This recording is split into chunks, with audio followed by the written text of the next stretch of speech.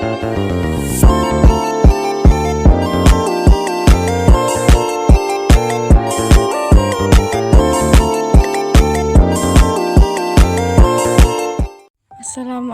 warahmatullahi wabarakatuh. Saya Kurniana Putri dengan NIM 2410117. Di sini saya akan menjawab nomor 1 sampai nomor 3 tentang fikih aswaja. Soal yang pertama, apa yang dimaksud dengan madzhab dan jelaskan hukum bermadzhab bagi orang awam, mujtahid, dan ulama yang belum mencapai derajat mujtahid. Secara bahasa, madzhab adalah masdar yang berasal dari akar kata dhahaba yang berarti bagus. Sedangkan menurut istilah, madzhab adalah pendapat atau metode seorang ahli fikih yang diikuti oleh para pengikutnya yang menisbahkan diri kepadanya.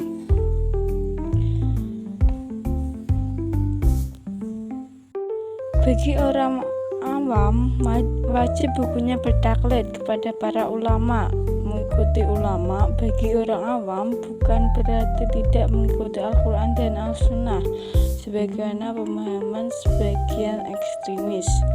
Mengikuti ulama adalah perintah Allah. Dalam Al-Quran, Allah Ta'ala berfirman, "Fas'alu ahla dzikri in kuntum la ta'lamun." Artinya, maka bertanyalah kepada ahli ilmu jika kalian tidak mengetahui. Quran Surat An-Nahl ayat 43. Selanjutnya, para ulama berbeda pendapat terkait golongan kedua ini, yaitu golongan orang yang pandai agama namun belum sampai ke derajat mujtahid. Menurut Ibnu Al-Hajib dan beberapa ulama lainnya, golongan kedua ini sama dengan golongan pertama, yaitu wajib bertaklid sebab ketidakmampuan mereka untuk berijtihad. Selanjutnya, adapun bagi mujtahid, maka ia wajib berijtihad dan tidak boleh bertaklid kepada yang mujtahid yang lain, walaupun mujtahid yang diikuti tersebut adalah sahabat. Soal selanjutnya, mengapa kita harus mengikuti madzhab al-arba'ah bukan madzhab selainnya? Mengikuti selain madzhab arba'ah bagi umat Islam saat ini hukumnya tidak boleh. Setidaknya ada beberapa alasan tentang ketidakbolehannya. Di antaranya, yang pertama, pada saat ini tidak ada sanad yang bersambung yang dapat dipertanggungjawabkan kepada selain madzhab arba'ah. Hal ini berbeda dengan madzhab arba'ah. Sanadnya muttasil dan diriwayatkan dari para ulama hingga kepada para imam madzhab. Hal ini sebagaimana penjelasan Abdurrahman Balwi di dalam kitabnya yang berjudul Buqya al-Mustarsyidin, ya, artinya Ibnu Salam meriwayatkan ijma' bahwasanya tidak boleh taklid kepada selain madzhab arba'ah walaupun hanya sekedar diamalkan untuk diri sendiri, lebih-lebih masalah qadha dan fatwa. Hal ini karena pendapat selain mereka tidak ada sanadnya hingga tidak dapat dipastikan penisbatannya kepada para imamnya, sehingga tidak aman dari distorsi.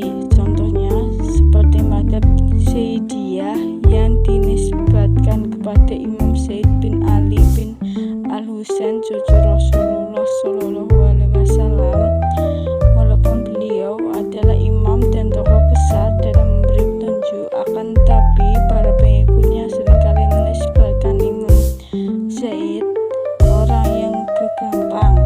Hal ini karena tidak adanya perhatian mereka dalam menyeleksi madzhabnya.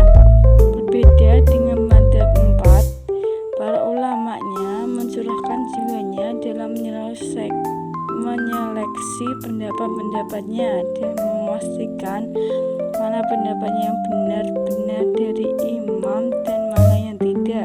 Hal ini menjadikannya aman dari distorsi, bahkan pendapat yang kuat dan yang lemah pun dapat diketahui. Alasan yang kedua, pendapat yang dinisbahkan kepada selain madzhab arba'ah tidak mundabit atau batasan-batasannya tidak dijelaskan. Artinya tidak dapat diketahui apakah pendapat yang dinisbatkan kepada mereka adalah mutlak tanpa syarat ataukah harus disertai syarat, atau apakah pendapat itu umum bagi semua orang dan semua kondisi, ataukah hanya khusus bagi orang-orang tertentu dan dalam kondisi tertentu saja. Berbeda dengan pendapat madzhab arba'ah yang para pengikutnya meriwayatkan dengan jelas seluruh syarat-syarat pendapat imam dan memerinci antara umum dan khususnya. Hal ini sebagaimana yang dijelaskan oleh Ibnu Hajar al-Haytami di dalam fatwanya, yang artinya beliau rahimahullah ditanya apakah boleh bertaklid kepada sahabat radhiyallahu an dan apa dalilnya. Beliau menjawab, Imam Haromain meriwayatkan dari para ulama ahli tahqiq bahwasanya bagi orang awam tidak boleh melakukannya, sebab pendapat mereka tidak dapat dipastikan penisbatannya. Riwayatnya tidak kuat karena pendapat mereka tidak terbukukan dan terseleksi, sehingga tidak dapat dipastikan mana pendapat yang benar-benar dari imam dan mana yang tidak. Ibnu Salah mantap dengan ketidakbolehan ini, sebagaimana ketidakbolehan mengikuti sahabat tidak boleh juga mengikuti madzhab tabi'in dan selainnya yang sama-sama pendapatnya tidak terbukukan. Taklid hanya boleh kepada salah satu dari madzhab arba'ah, sebab madzhab mereka tersebar dengan jelas, mutlak muqayyadnya, umum takhsisnya berbeda dengan selainnya.